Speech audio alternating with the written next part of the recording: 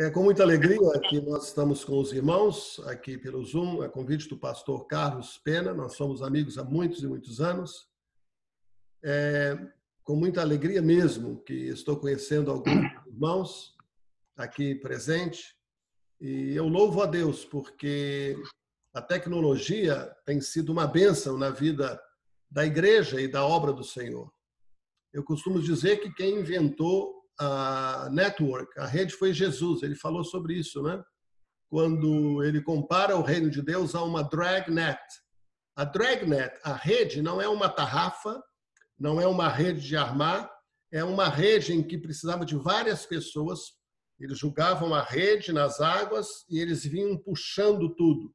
E Jesus comparou o reino dele a essa net. É como uma network mesmo, né? E a gente precisa aprender, em inglês é mend the net, é você consertar a linha, as linhas, aquilo que está arrebentado para que essa rede, essa network possa funcionar. O Carlos me deu um tema que é realmente muito querido ao meu coração. Deus tem falado conosco de muitas maneiras e eu quero assim, compartilhar com os irmãos. Eu quero compartilhar com os irmãos algo que está no meu coração e que tem sido uma preocupação. E confesso que pode ser que eu seja muito enfático. Eu vou tentar diminuir o tom para que, de alguma forma, esta palavra possa atingir o seu coração e que não haja resistência. A minha oração é que o Espírito Santo, nesses dias, possa despertar-nos de uma forma tal para sermos quem Deus deseja que nós sejamos. O homem na vida familiar é o tema que me foi proposto. E eu diria que a família, a comunidade, a nação precisa de homens de verdade. Há uma necessidade hoje que se levantem homens para valer, ou que eles se capacitem, ou que eles se apresentem, já que eles são de verdade, para uma hora como esta. Nós vivemos numa geração iludida por um evangelho falso de bênçãos sem obediência, um evangelho de prosperidade sem renúncia e um evangelho de um Deus maleável que se adapta ao gosto de cada um. A gente se fala, as pregações, e eu posso falar isso porque estou muitos e muitos anos no Evangelho, elas foram sendo mudadas para se tornar uma apresentação de um Evangelho que gere resultados, que se apresente como oferta de produtos, para que possa satisfazer a sua plateia. Esse Evangelho em que não se exige nenhuma renúncia. Eu costumo dizer que quando a gente prega o Evangelho, a gente prega assim, ó: aquele que não renuncia tudo quanto tem não pode ser meu discípulo. Aquele que não deixar bens, casas, e você conhece bem o texto, por amor de mim, não é digno de mim. Aí o que acontece é que a pessoa renuncia tudo quanto tem, entra na igreja para na semana seguinte começar a fazer campanha para ganhar casa, para ganhar família, para ganhar esposo, para ganhar esposa. Então ele renuncia tudo quanto tem para na semana seguinte ele ir atrás destas coisas que ele renunciou. Vivemos numa geração de homens e moços intolerantes ao sofrimento e às lutas ferozes da vida. Eu ainda sou daquela geração em que meu pai tratava a gente como menino, como homem, em que eu via amigos, eu via jovens lá na roça que levantavam 6 horas da manhã, que pegavam no batente e se chorasse, apanhava, e se reclamasse, reclamava sozinho. Se fosse falar com a mamãe falava: vira homem, menino, você não é forte não, menino. Mas hoje nós vivemos uma situação em que moços, eles não podem sofrer. Os homens não podem sofrer. O doutor Felipe está aí para atestar isso que eu estou dizendo na área da psiquiatria. As pessoas estão muito sensíveis, muito intolerantes ao sofrimento. Elas não estão preparadas para enfrentar a vida da maneira como precisa ser enfrentada. Então, elas vão abaixando as suas resistências e elas não suportam o sofrimento. Aliás, a mensagem do Evangelho não é mais aquela mensagem em que o Senhor diz que por muita tribulação e por muito sofrimento você vai entrar e vai conquistar o reino de Deus. É aquela mensagem em que aquele texto de Pedro, que nós somos chamados para sofrer, ele não existe mais, ele é desconsiderado. Aliás, tem até uma denominação no Brasil aqui, ela é muito forte também, e a mensagem principal é pare de sofrer. Né? Vivemos numa geração de homens acovardados para tomar posições firmes quanto aos valores e pilares da família, da sociedade e da sua nação. Isso está acontecendo cada vez mais, em que você não toma mais a sua posição na escola ou na faculdade ou em qualquer lugar para não sofrer bullying. Você não assume a sua posição pelas coisas sérias que precisam ser defendidas para que você não seja criticado ou você não seja perseguido. Agora, com o politicamente correto, você não assume uma posição para não parecer intransigente. Se você fala que camisa rosa, cor rosa é para menina e azul é para menino, você é considerado sexista. Agora você é homofóbico. Agora essa onda aí inútil, ridícula, que foi gerada no inferno, da Antifa, do racismo, a igreja toda agora está discutindo esse assunto de racismo. Por quê?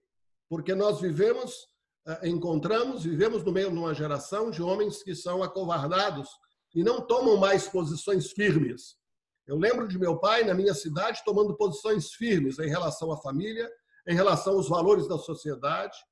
Ele era político, na época que eu era menino, e ele tomava posições na Câmara dos Vereadores, posições firmes, que não eram posições populares, mas ele mesmo assim assumia o que falou.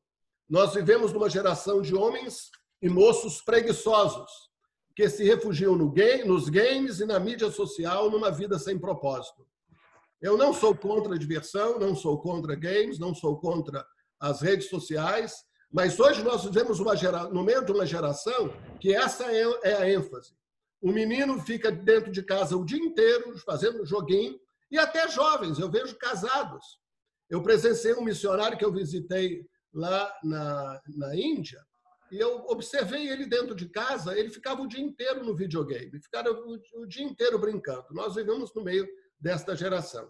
E uma coisa que eu acho que é terrível, nós vivemos numa geração de homens e moços efeminados.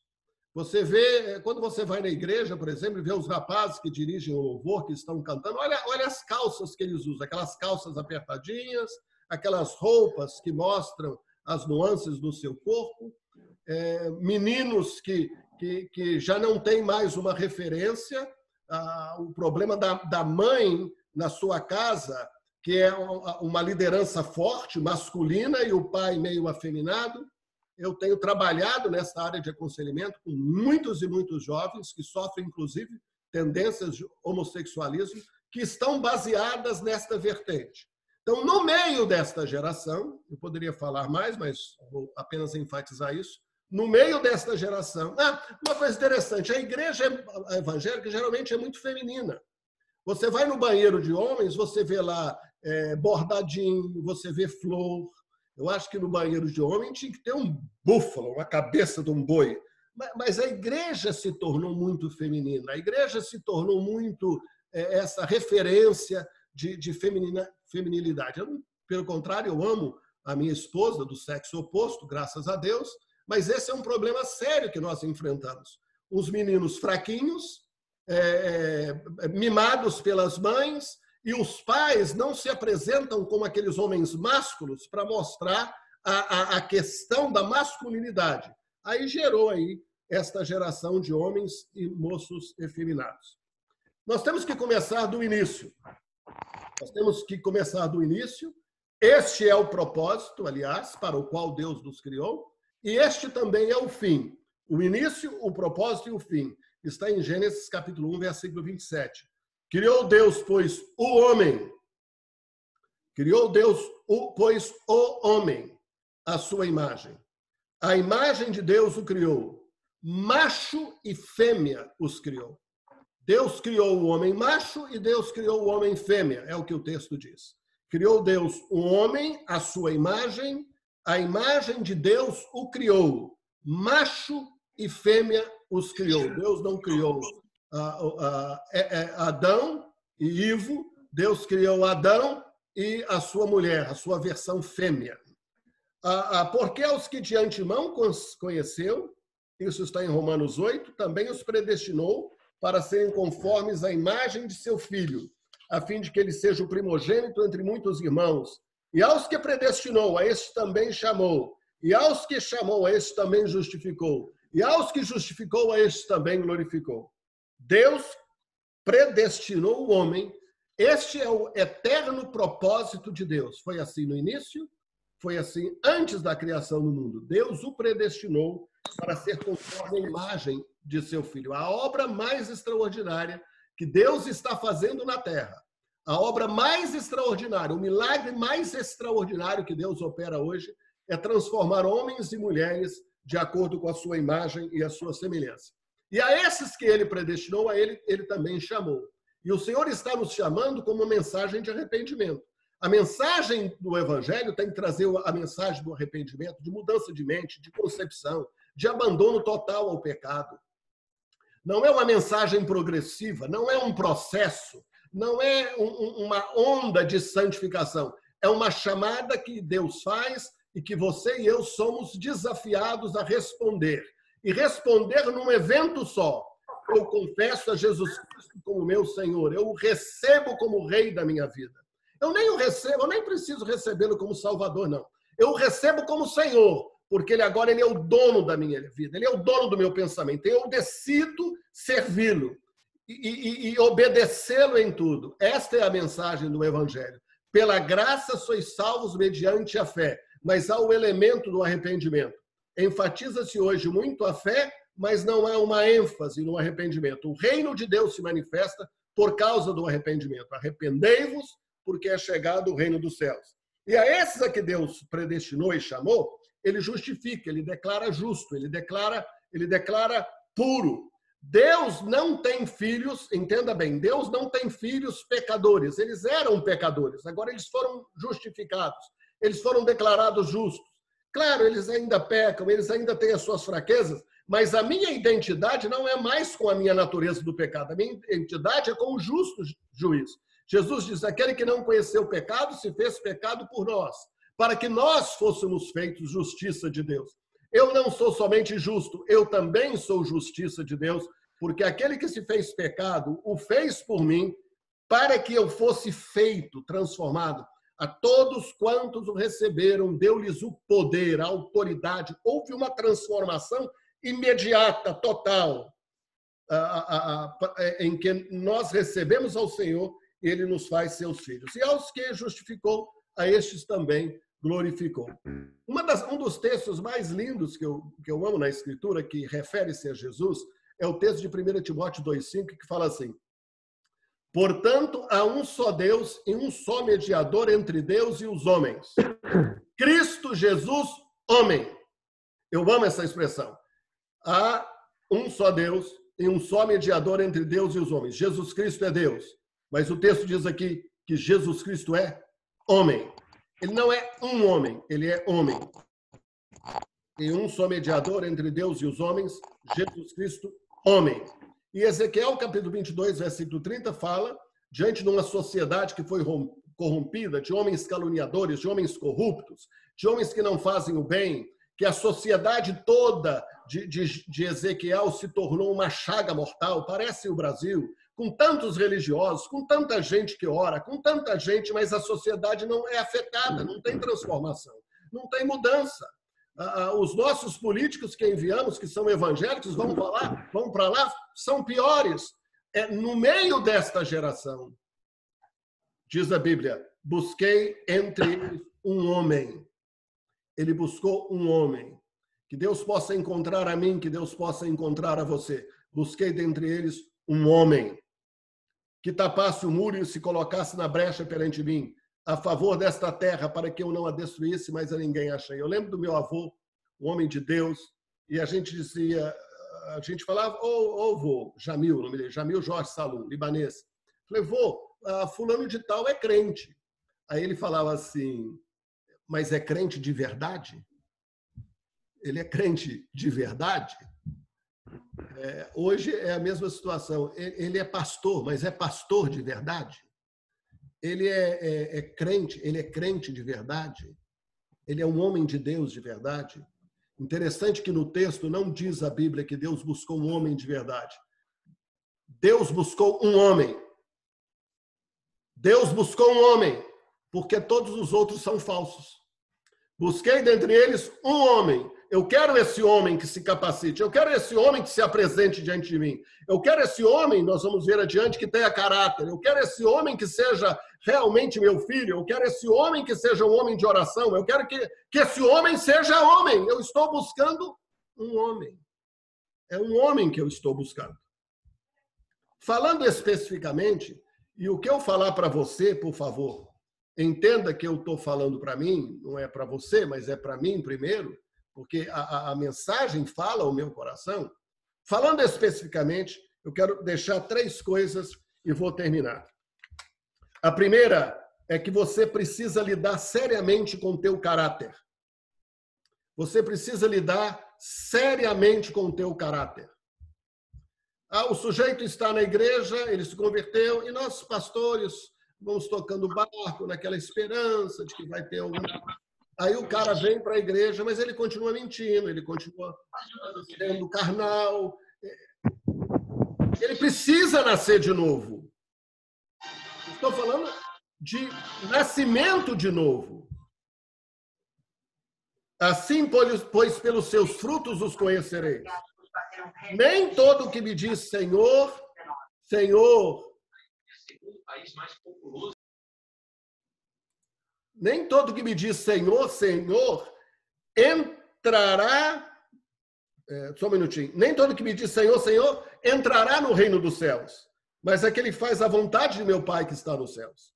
Quando a gente fala entrará no reino dos céus, a gente está pensando no futuro. A gente está pensando que a pessoa vai morrer, não é? E vai entrar no futuro. Mas Jesus diz que nós temos que entrar no reino agora. Aquele que não nascer de novo não pode ver o reino de Deus. Aquele que não nascer de novo não pode entrar no reino de Deus. Então, esse está me dizendo Senhor, Senhor. Ele está orando hoje, ele está clamando hoje. Senhor, Senhor. Nem todo que me diz Senhor, Senhor entrará no reino dos céus, mas aquele que faz a vontade do meu Pai que está nos céus.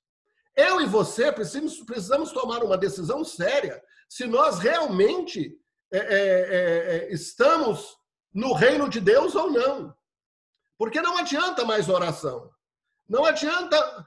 Nós já sabemos, nós pastores especialmente, sabemos quantas divisões que nós temos no nosso meio, quantas brigas, quantas confusões, quantas coisas acontecem. Como é que isso pode acontecer no meio de gente nascida de novo? Ou isso tudo é uma farsa, ou realmente são poucos os que se salvam. Porque muitos me dirão naquele dia, agora nós estamos levando para aquele dia. Senhor, Senhor, porventura não temos nós profetizado em teu nome, e em teu nome não expelimos demônios, e em teu nome não fizemos muitos milagres? Então lhes direis explicitamente, nunca vos conheci, apartai-vos de mim os que praticais a iniquidade. Caráter ilibado, caráter íntegro, caráter na presença de Deus é uma vida sem pecado. Aquele que é nascido de Deus não peca. Usando a versão incorrigida, aquele que é nascido de Deus não vive na prática do pecado, usando a versão, me parece que atualizada. Aquele que é nascido de Deus, aquele que nasceu de novo, aquele que teve uma experiência de regeneração, ele resolveu de vez a questão do seu caráter. Porque se a pessoa continua mentindo, se continua falsificando, se continua fazendo isso, ele não nasceu de novo. Esta é a mensagem que precisa ser enfatizada. Deus busca um homem, a sociedade busca um homem, a igreja busca um homem que seja um homem de verdade, que seja um homem nascido de novo. Segundo, você precisa ser exemplo e padrão. Paulo fala a Timóteo, ninguém despreze a tua mocidade, falando para Timóteo que era mais moço. Pelo contrário, torna-te padrão dos fiéis. Na palavra. Quantos de nós alimentamos da palavra, especialmente pastores, para o nosso alimento? Pode parecer uma coisa meio snob, mas não é. Eu vou apenas constatar um fato. Eu não me preparo mais para pregar. Claro, eu vou me pediu para dar uma palavra, eu vou alinhavar. Mas eu vou alinhavar aquilo que eu já descobri no meu relacionamento com Jesus. Eu vou escrever a mensagem, não que eu estudei, mas que eu já alimentei a minha vida. Eu não leio a Bíblia para pregar. Eu leio a Bíblia para mim. De fato, eu leio a Bíblia contra mim. Poucos dias eu estava lendo um texto, aí o Senhor me chamou a atenção para uma parte do meu comportamento, aí eu passei por cima, passei. Aí o Espírito Santo falou comigo, você passou por cima por quê? Eu quis me ludibriar, porque aquele textozinho que estava no texto maior da Bíblia que eu estava lendo, o Senhor estava me repreendendo, o Senhor estava falando comigo. Aí eu me forcei e falei, deixa eu voltar lá para ver o que o Senhor está dizendo. E eu procurei um irmão, talvez vocês conheçam, o Osmar Ludovico, que foi mentor do Mário Freitas, que é muito conhecido no Brasil. Eu liguei para ele, peguei o telefone e falei, Osmar, eu preciso que você me ajude para você me mentorear nessa área. Eu quero mudar uma área da minha vida.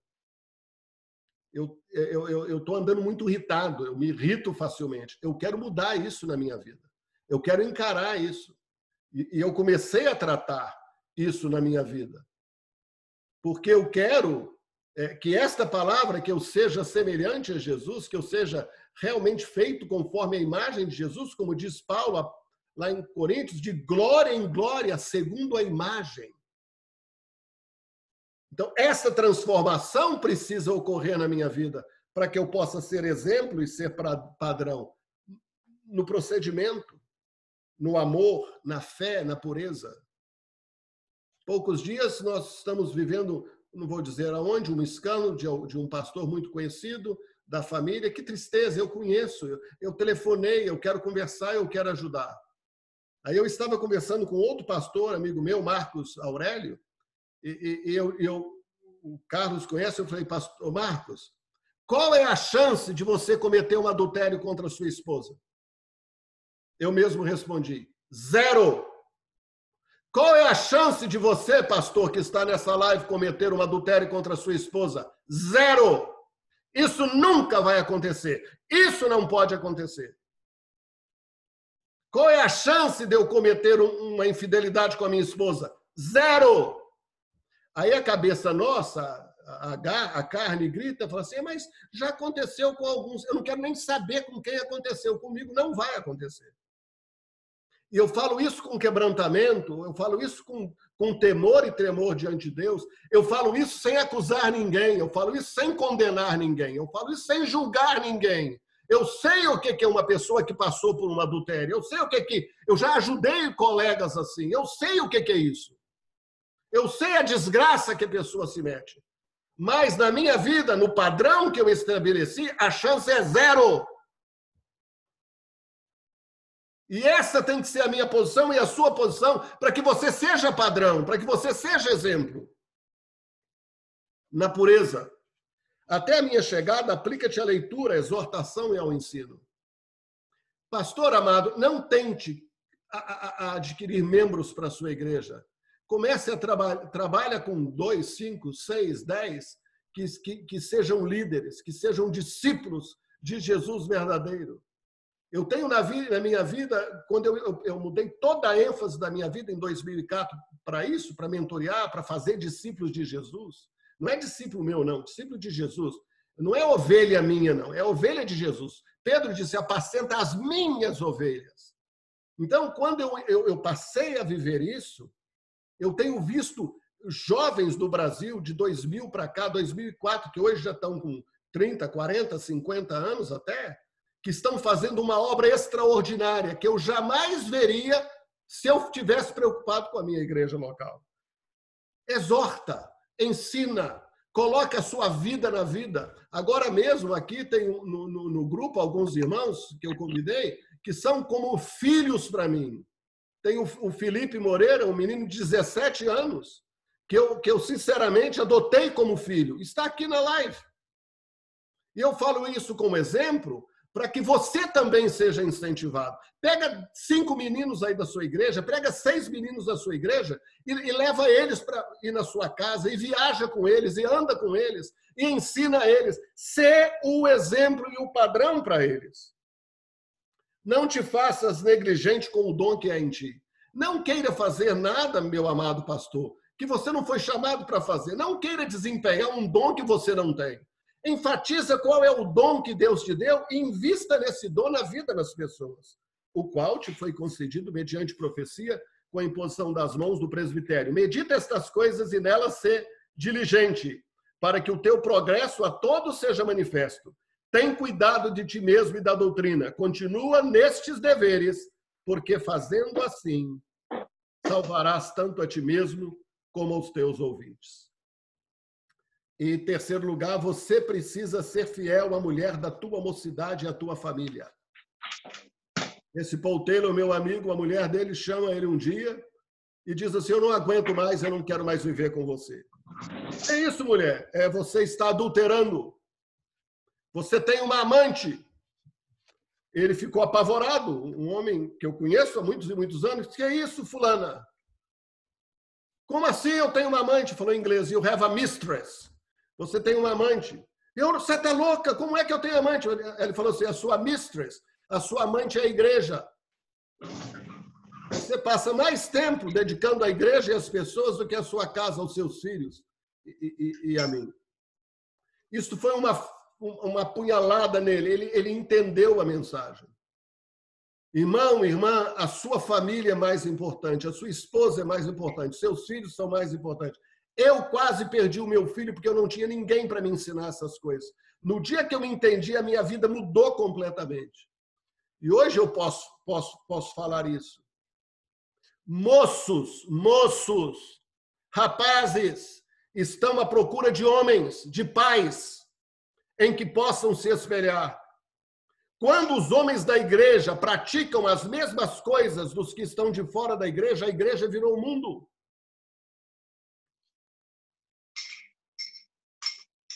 Jovens estão querendo, olhando para os homens da igreja e de ser exemplo para mim. Eu não tenho referência. Eu preciso de uma referência. E nós somos chamados para ser essa referência.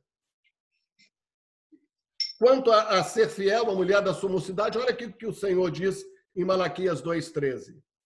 Ainda fazeis isto. Cobris o altar do Senhor de lágrimas, de choro, de gemidos. Você fica aí chorando no altar, clamando, você fica aí, oh, Senhor, tem misericórdia, Senhor. É isso que ele está dizendo. De sorte que ele já não olha mais para a tua oferta, nem aceita com prazer da vossa mão. E perguntais, por quê? Porque o Senhor foi testemunha da aliança entre ti e a mulher da tua mocidade, com a qual tu foste desleal, sendo ela a tua companheira e a mulher da tua aliança. Não fez o Senhor um, mesmo que havendo nele um pouco de espírito? E por que somente um? Deus não criou dois. Deus não criou o homem e a mulher. Deus não criou dois. Deus criou um, diz o texto. Deus criou o homem, nós lemos no início, o homem. Macho e fêmea os criou, mas ele criou um. Ele não soprou na mulher depois que tirou ela da costela, formou ela da costela de Adão. Ele não soprou nela de novo. Ele soprou no homem e dali ele tirou a mulher. Deus criou um. Ele buscava a descendência que prometera. Deus prometeu uma descendência santa para ele. Deus prometeu a ele mesmo uma descendência pura. Deus prometeu a ele mesmo um sacerdócio santo. Deus prometeu a ele mesmo um povo exclusivamente seu. Deus prometeu a ele um povo de caráter. Deus prometeu a ele um povo de exemplo. Deus prometeu a ele mesmo uma descendência. Portanto, cuidai de vós mesmos. E ninguém seja infiel à mulher da sua mocidade. Porque o Senhor Deus de Israel diz que odeia o repúdio e também aquele que cobre de violência as suas vestes, diz o Senhor dos Exércitos. Portanto, cuidai de vós mesmos e não sejais infiéis. A palavra divórcio precisa ser riscada do vocabulário da igreja. A palavra divórcio precisa ser riscada da pregação dos pastores. A palavra divórcio precisa ser riscada. Acabou. Nós precisamos começar a pregar que o casamento é uma união única e exclusiva entre um só homem e uma só mulher por toda a vida. Se for possível, vai dar certo. Se não for possível, vai dar certo. Esta é a mensagem do nosso Deus. Não foi assim desde o princípio. Numa época de pregações que visam o conforto dos ouvintes, de uma vida de imediatismos, a bênção tem que ser agora, a vitória tem que ser agora, a vitória tem sabor de mel agora. Não, a vitória não tem sabor de mel, não, irmãos. A vitória é amarga. Custou o sangue de Jesus, custou o vinagre, custou o sangue derramado do nosso Salvador, custou a vida dele. Custou a ruptura do Deus eterno. Pai meu pai, por que me desamparaste? Então, numa época de pregações que visam o conforto dos ouvintes, de uma vida de imediatismos, tudo é descartável. O pastor é descartável, a igreja é descartável. Então, com essa onda de pandemia agora, que a igreja ficou descartável mesmo. O cara sai de uma igreja para outra em 5 minutos. Ele agora pode escolher online, a vitrine, todos os pastores estão online. Numa época de recicláveis, é preciso anunciar este evangelho que eu compartilhei hoje à noite. E este evangelho diz o seguinte: aquele que perseverar até o fim será salvo. Eu não quero saber dessa discussão idiota de calvinista e arminiano. Deixa esses homens em paz, eles já morreram. Enterra eles. Enterra. Coloca lá, descobre lá aonde que ele foi enterrado, faz um buraco, enterra as institutas de Calvino, enterra esse povo todo. O negócio nosso tem que ser Bíblia. Bíblia, essa é a nossa confissão de fé. Esse é o nosso credo. Aquele, porém, que perseverar até o fim será salvo. É preciso perseverar até o fim. É preciso ser fiel hoje, ser fiel amanhã, ser fiel daqui a um mês, ser fiel até a morte. E dar-te-ei a coroa da vida. Esse é o evangelho que precisa ser pregado. Não sabeis vós que os que correm no estádio, todos, na verdade, correm, mas só um leva o prêmio? Correi de tal maneira que o alcanceis. Todo atleta em tudo se domina. Aqueles para alcançar uma coroa corruptível, nós, porém, a incorruptível. Assim corro também eu, não sem meta. Assim luto, não como deferindo golpes no ar, mas esmurro meu corpo e o reduzo à escravidão, para que, tendo pregado a outros, não venha eu mesmo a ser desqualificado.